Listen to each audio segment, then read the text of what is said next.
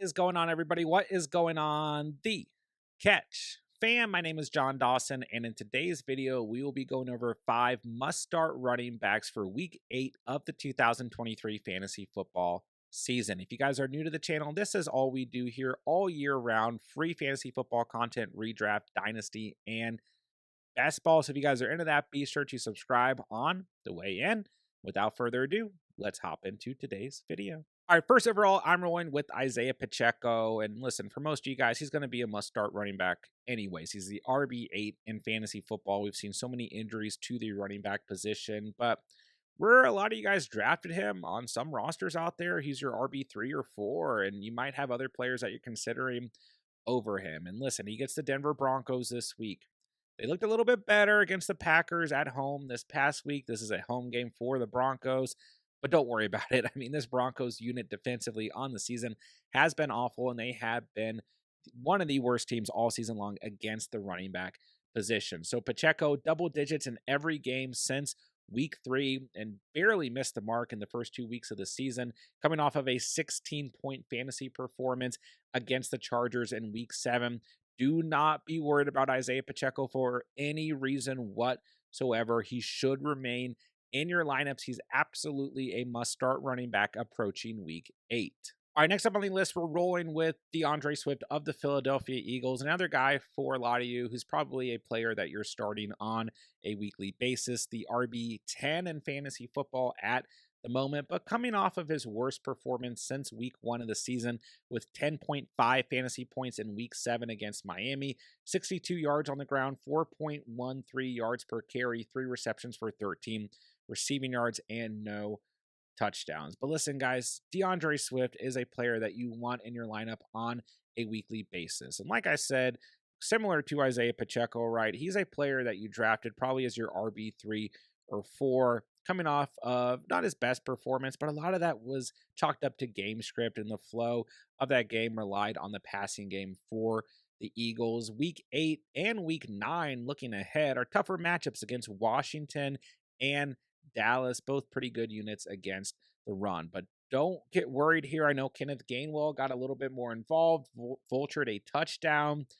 If Swift scores that touchdown, the stat line is a little bit different, and you feel really good moving into week 8. So all I'm saying is do not worry about Swift. He's going to be just fine moving into week 8. Next on my list, I'm rolling with Donta Foreman of the Chicago Bears. And listen, we do need to pay attention to the health of Roschon Johnson moving into week 8, who did not play in week 7 due to still being in concussion protocol. Listen, I like Foreman moving into week 8. He gets the Chargers. They're kind of middle of the pack against the running back position on the season, but they haven't really been great against running backs who catch the football. And Foreman, 5 targets in week 7, 3 receptions, 31 receiving yards, and a touchdown on top of 89 yards on the ground and 2 scores. I mean, listen, he had 33 fantasy points last week. I'm not expecting that, but I do think he's going to be involved enough to have another good week in week 8. And listen, I understand that Justin Fields may not play again, and Tyson Bagnet might be the starting quarterback, but that looks like it's good for Foreman because he was getting a lot of check down passes. At the end of the day, I still think Foreman is a solid option moving into the week. There's been so many injuries at the running back position. Bears offense only has so many options at the end of the day. DJ Moore, Cole Kmet, maybe a sprinkle of Darnell Mooney. It'll be interesting to see if Roschon Johnson gets back into the mix. How does that affect Donta Foreman? But I think that there's enough here that Foreman will have a good enough day. And I think that he can certainly be involved in the passing game.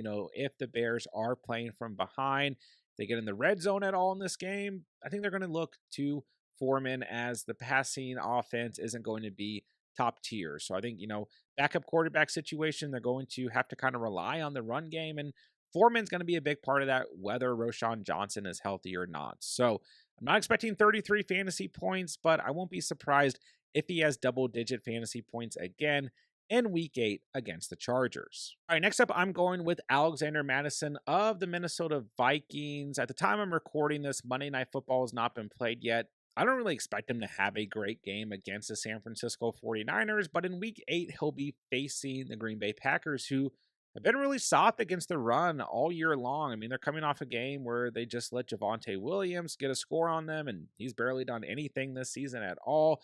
And when we look at Alexander Madison, played really poorly in week 2 against the Eagles.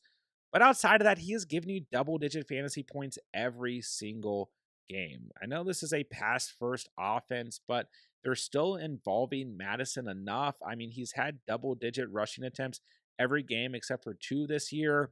I don't expect a crazy high ceiling or anything like that, but I think Madison is a running back that we can trust on a weekly basis.